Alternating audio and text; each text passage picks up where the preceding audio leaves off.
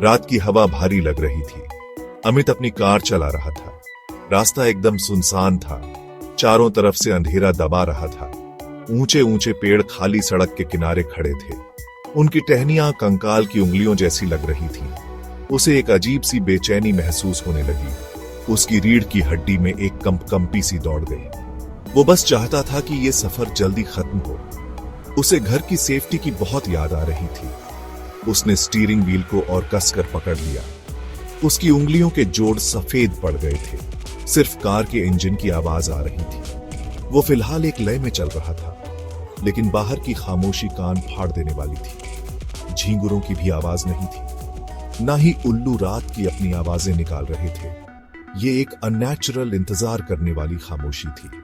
अमित ने fuel gauge पर नजर डाली। उसमें पेट्रोल काफी दिखा रहा था। अचानक इंजन ने खांसी मारी। एक बार, फिर 2 बार। अमित का दिल हलक में आ गया। अरे नहीं, प्लीज अभी नहीं, वो बुदबुदाया। उसने दुआ की कि ये बस एक छोटी सी गड़बड़ हो, सफर में एक पल की रुकावट। लेकिन कार धीमी होने लगी। वो एक लय वाली आवाज लड़खड़ाने लगी। उसकी जगह एक चिंताजनक घबराहट ने ले ली। वो इस फीलिंग को अच्छी तरह जानता था। कार ने आखिरी बार हिचकी। फिर वो पूरी तरह बंद हो गई। खामोशी छा गई, गहरी और दूर। अमित रात को किनारे लगा के उठा। वो फंस गया। बाहर का ऐसा लगा जैसे कोई फिजिकल प्रेजेंस हो। एक ठंडा डर उसके अंदर समाने लगा। उसने फिर से इग्निशन ट्राई किया। कुछ नहीं, बस एक भयानक सी क्लिक की आवाज। अमित ने एक गहरी कांपती हुई सांस ली। उसे कुछ तो करना था। उसने हैजार्ड लाइट्स ऑन कर दी। उनकी टिमटिमाती ऑरेंज रोशनी बहुत कम थी। वो अंधेरे को चीरने में नाकाम थी। उसने धीरे से कार का दरवाजा खोला। रात की हवा हैरानी की बात थी कि ठंडी थी। वो ऊबड़ खाबड़ किनारे पर उतरा। उसने सड़क पर इधर उधर देखा। खाली, बिल्कुल खाली। दूर दूर तक कोई हेल्प नहीं। फिर उसने उसे देखा। एक बड़े मुड़े तुड़े पेड़ के नीचे खड़ी हुई। ज्यादा दूर नहीं, एक फिगर, एक औरत। उसने पूरे सफेद कपड़े पहने थे, एक लहराती हुई सफेद साड़ी, टू बी प्रिसाइज। वो अंधेरे में हल्की सी चमकती हुई लग रही थी। वो बिल्कुल हिली नहीं, बस उसे देख रही थी। उसका वहां होना अचानक और अनसेटलिंग था। एक अजीब सी स्माइल उसके होठों पर थी। वो कोई फ्रेंडली स्माइल नहीं थी, वो फिक्स्ड थी, बिना पलक झपकाए, डरावनी। उसकी आंखें गहरे कुंड जैसी थीं। ऐसा लग रहा था जैसे वो उसके आर पार देख रही हो। अमित की पीठ में एक ठंडी सिहरन दौड़ गई। ये ठीक नहीं था। यहां कुछ तो बहुत गड़बड़ थी। उसे अंदर से कार में वापस जाने की तीव्र इच्छा हुई, दरवाजे लॉक करके छुप जाने की। लेकिन उसकी कार ब्रोकन थी। वो डेस्परेट था। उसे हेल्प चाहिए थी। शायद वो पास में ही रहती हो, शायद वो किसी को जानती हो। उसने अपना डर दबा लिया, या ट्राई किया।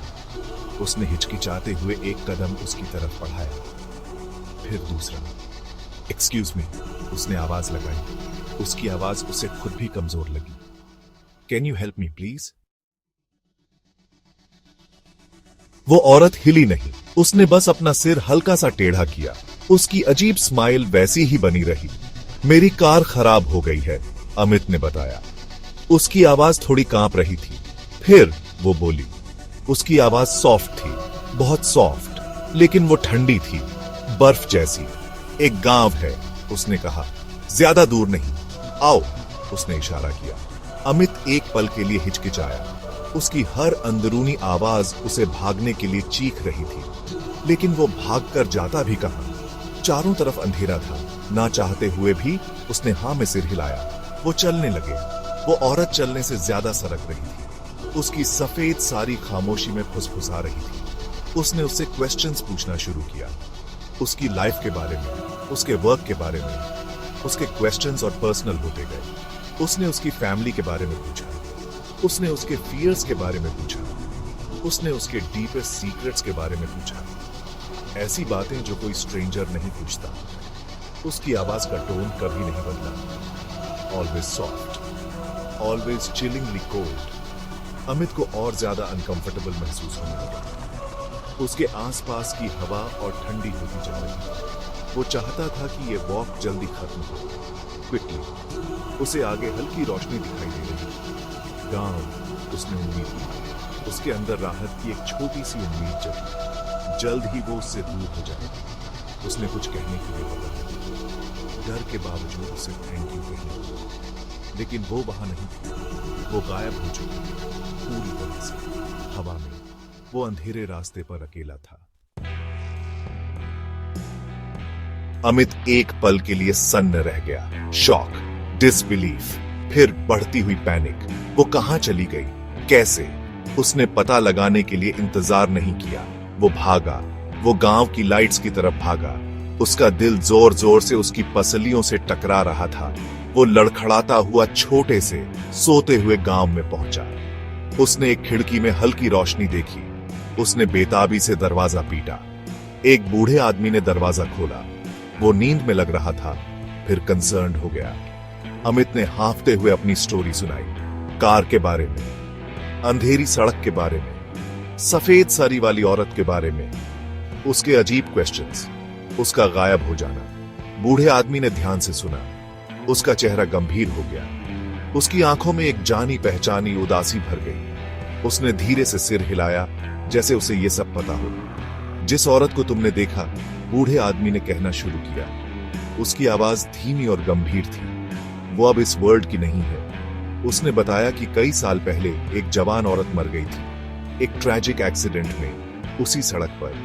उस मनहूस रात उसने सफेद साड़ी पहनी थी। अब उसकी स्पिरिट वहीं भटकती है, हमेशा के लिए। अमित सुनता रहा। उसका खून बर्फ जैसा ठंडा पड़ गया। उसके पास जो ठंडक उसे महसूस हुई थी, वो अब समझ में आई। उसकी अजीब स्माइल, उसके सब कुछ जानने वाले क्वेश्चंस। वो बुरी तरह डर गया था। वो एक गोस्ट के साथ चला था। उसने बूढ़े आदमी का बहुत बहुत शुक्रिया अदा किया। उसकी आवाज बस एक फुसफुसाहट जैसी थी।